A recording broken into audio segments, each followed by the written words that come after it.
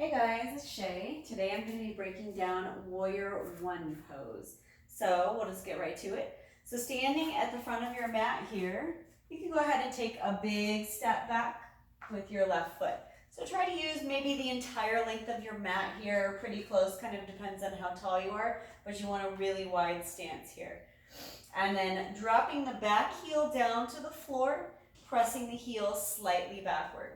Then squaring the hips here. So my left leg is back, so I'm going to press the left hip forward, pull the right hip back. Squaring as much as I can. Don't force it here. You shouldn't feel any pain on the right side as you twist here, but just go as far as is comfortable for you. And then just letting the hips sink down. So heels here are in line, or maybe the heel is in line with the arch of the back foot. Either way is fine. There's different I've learned that just two different ways, so I guess whatever you prefer here. I usually like to line up the heels for Warrior One. So squaring that left hip forward, pulling that right hip back, and then allowing the hips to sink down. Your front knee should be right over your ankle here. You want to make sure your knee is never past the ankle, and especially not past the toes here. So you want this perpendicular 90-degree angle with the front leg. Good.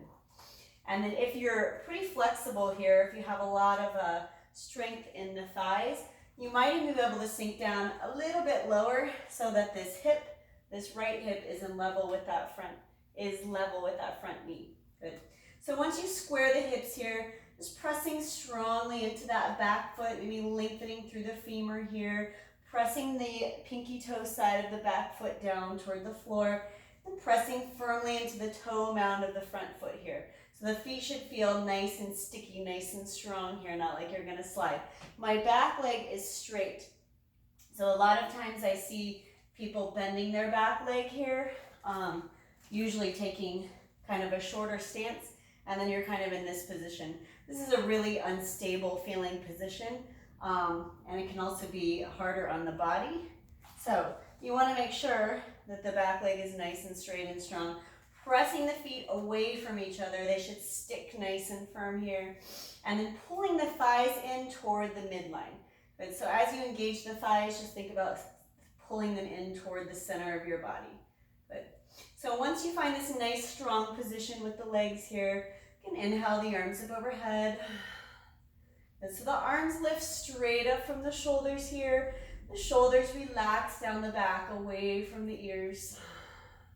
Reaching up through the fingertips, or maybe you like the hands together. I usually like this position with the fingers facing up toward the ceiling here. Keeping the shoulders relaxed, keeping the chest nice and open. So your gaze can be forward here, or maybe you turn the gaze to look up.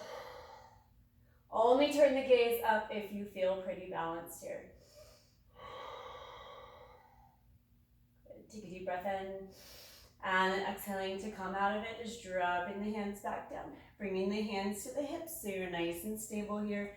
Good. And then curling the back toes, stepping that left foot forward to the front of the mat.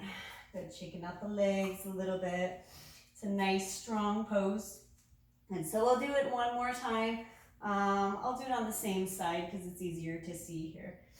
So stepping the left foot back. Planting that left heel down.